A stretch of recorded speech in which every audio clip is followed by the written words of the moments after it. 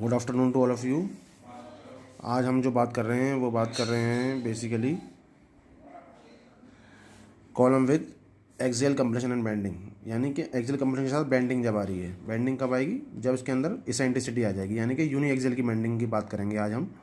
ठीक है, तो यूजिंग IS 4000 का इस्तेमाल हम करेंगे। हम पहले से ये जानते हैं कि ई मिनिमम अभी तक जो हमने पढ़ा था वो लेस देन 0.05 D था, यानी कि द कॉलम एक्सियली लोडेड था। अब जो हम बात कर रहे हैं वो बात करें e minimum should be greater than 0.05 D, यानी कि दोनों का column should be design for bending in addition to compression. ठीक है, ये इसकी बात हो रही है। The design of column subjected to a axial load plus bending. इसमें से सिर्फ एक्सियल लोड था, इसमें एक्सियल लोड प्लस बैंडिंग आ गया जब ये कंडीशन होगी। ठीक है, तो सीधे टॉपिक पे आते हैं कि design the column of subjected to a compression and uniaxial bending. Compression वही यूनी एक्सियल बेंडिंग अभी जो हमने बताया, कंप्रेशन पहले से ही है, यूनी एक्सियल बेंडिंग आ जाएगा।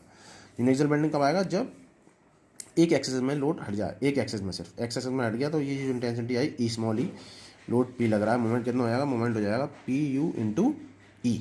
ठीक है, ये मोमेंट हो जाएगा अल्टीमेट मोमेंट। तो एक्सियल लोड पी यू यानी कि ultimate axial load, moment ultimate moment M U और इसेंट्रिसिटी इक्वल टू, ये तीनों कोटेशन हमने समझ ली है।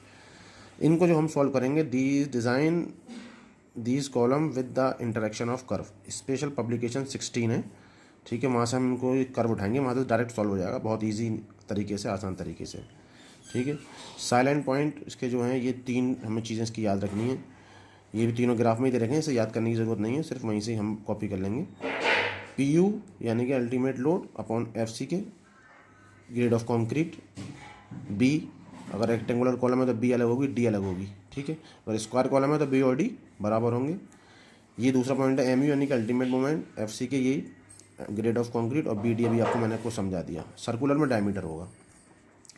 इसी तरह से परसेंटेज ऑफ स्टील, ये स्मॉल पी है, ये अपॉन एफ सी के। ये तीन हमें साइलेंट पॉइंट हैं, इसके याद करने हैं। डायरेक्ट हम क्वेश्चन पे आते हैं। क्वेश्चन इसमें दो तरह के हैं। एक हमने शॉर्ट बोले आसान सा क्वेश्चन आपको दिया कि short column of RCC 300 into 400 mm reinforced with 6 bar of 20 mm diameter equally distributed on two side. Determine the ultimate compressive load हमें इसमें बताना है बस, which the column can take, जो कॉलम ले सके। एम यू दे रखा है इतना, ठीक है, और डी डैश यानी कि कवर दे रखा है इतना, M20 FE 415। बहुत ईजी क्वेश्चन है। फिगर बनाई, दोनों साइड पर दे रखी हैं, 6 सरी हैं। ठीक है, कितने की दे रखी थी? लिख देते हैं हम यहाँ पर 20 mm डायमीटर की हमें बार दे रखी है, हमने यहाँ लिख दिया 20 mm। ठीक है, ये हो गया 20 mm 5 diameter of the bar. सारे B 300, D 400, D कवर यानी 40 mm, FC के 20, FY 415 हमने देखा। एरिया ऑफ स्टील कितना हो जाएगा? 6 सरी हैं, π/4, 20 का स्क्वायर 1885।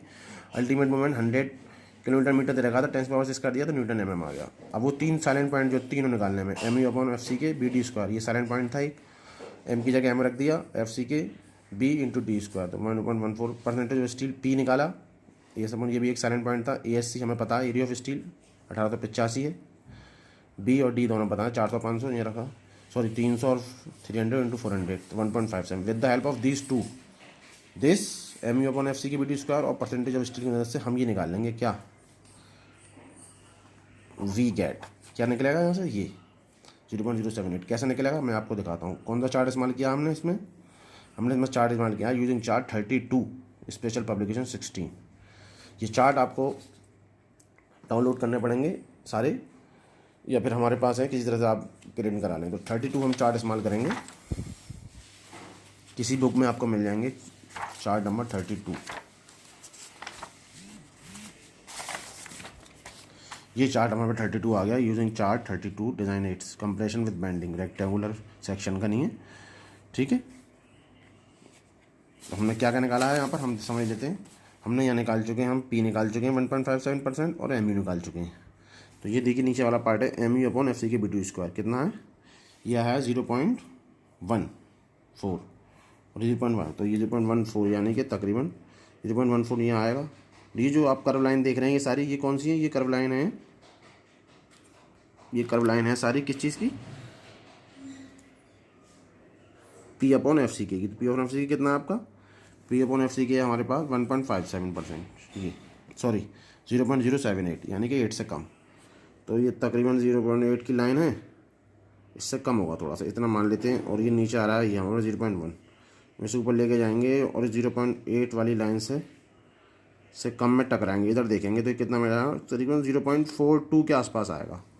तो ये हमारे पास आ गया यहाँ से P/FC के, ये P इधर जो है ये P/FC के। तो ये यहाँ से हमने पढ़ लिया कर्व लाइन किसकी है, P/FC के की, जो हमारे पास है 0.78 यानी कि 0.78 तकरीबन। यहाँ ये जो इधर वाली लाइन है ये ME/FC के BD², ये हमारे पास 0.104। तो इसको हम दोनों को हमने यहाँ कर्व लाइन से टकरा दिया, इधर पढ़ लिया 0.42 आ गया। तो हमारे पास यहाँ आ जाएगी डायरेक्ट आप P/FC के BD², ये जो निकल कर आया ये आ गया 0.42। तो PU लोड पूछा था सवाल में हमसे, तो 42, FC के 20 और BD लग दिया, तो PU हमारे पास निकल गया है न्यूटन या फिर इतना किलो न्यूटन। तो ये एक सवाल हमारे पास बहुत आसान तरीके से ये सॉल्व हो गया। दूसरी पार्ट अभी जो है हम दूसरी वीडियो में करेंगे शेयर, पहले इसको हम समझ लीजिए।